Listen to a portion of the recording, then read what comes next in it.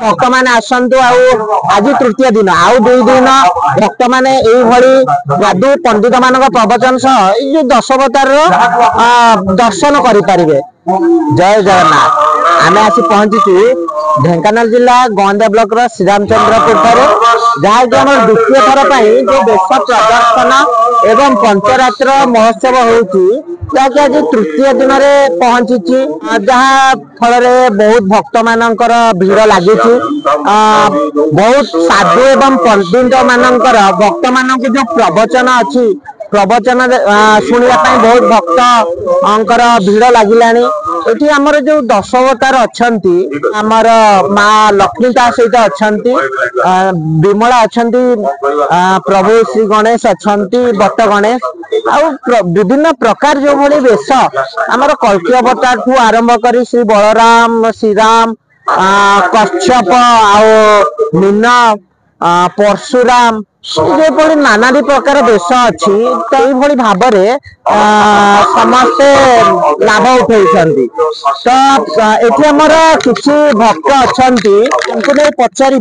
कौन कहे मौसा कौन आसी हंकीरा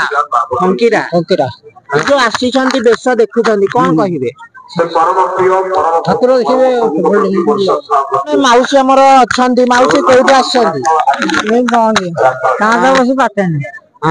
कौन आसिक ठाकुर को देखी कौन भल भल भाई ठाकुर केमी लगुच भल लगुच ठाकुर भल लगे आ जड़े अच्छा भक्त प्रतिक्रिया नेबा माँ कौटू आसी आम आसी नुआ साई कौन ठाकुर देखी केमी लगुच बहुत भल लगुच ठाकुर को देखी कौन कहे जो आमर ये आध्यात्मिक परिवेश जो चारण गोष्ठी आयोजक कौन कहे धन्यवाद प्रभु प्रभु सब वर्ष एमती ठाकुर लीला लगी था एमती लीला होता सब ठाकुर समस्त सुखे रखते शांति रखते दशावतार देखी ना देखी नी ठाकुर एवं देखिकी बहुत भल लगुच ठाकुर देखिए बहुत आत्मा शांति लगुच ठाकुर एमती सब वर्ष मंगल करते समस्त एमती सुखे रखते आउ जन भक्त आम सहित जोड़ी होती प्रतिक्रिया नेबा तो कौन कहे जो दशावतार चारण गोष्ठी आयोजक कर कौन कहे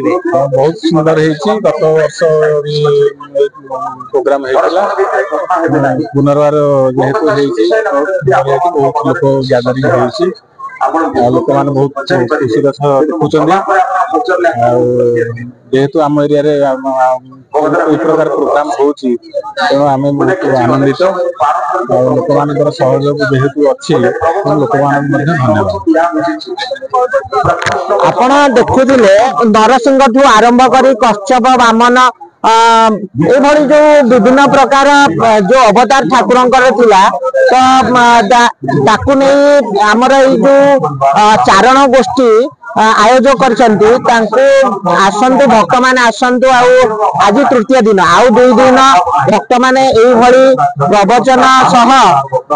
साधु पंडित मान प्रवचन सह जो दशावतार दर्शन करें। Dhenkanal TSI 1 news Vishwaman Sahu Dhenkanal.